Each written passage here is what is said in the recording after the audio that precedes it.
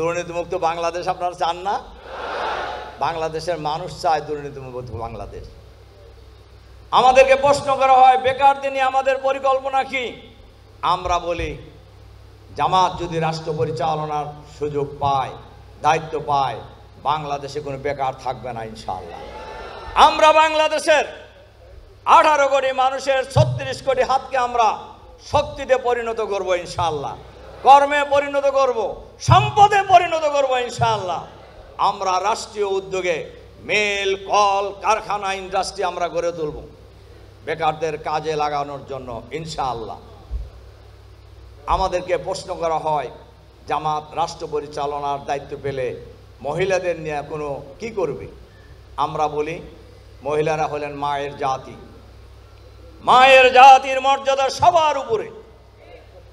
জামাত যদি রাষ্ট্র পরিচালনার দায়িত্ব পায়, মেয়েদের জন্য স্কুল থাকবে, কলেজ থাকবে, বিশ্ববিদ্যালয় থাকবে, মেডিকেল কলেজ থাকবে, মেয়েরা বিসিএস পরীক্ষা দেবে, আর্মি অফিসার হবে, পুলিশ অফিসার হবে, সচিবালয়ের সচিব হবে, ব্যাংকের ম্যানেজার হবে ইনশাআল্লাহ।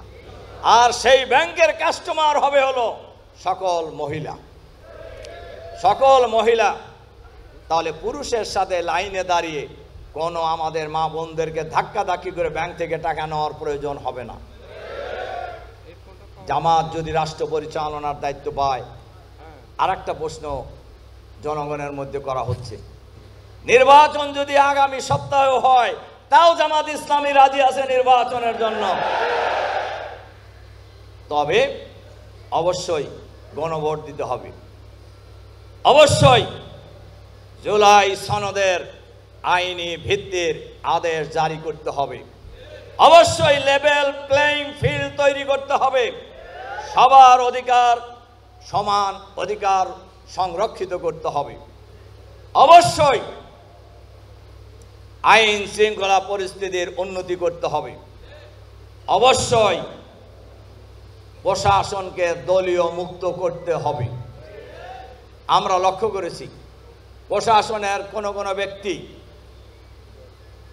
একটি দলের পক্ষে ভূমিকা পালন করার চেষ্টা করছেন।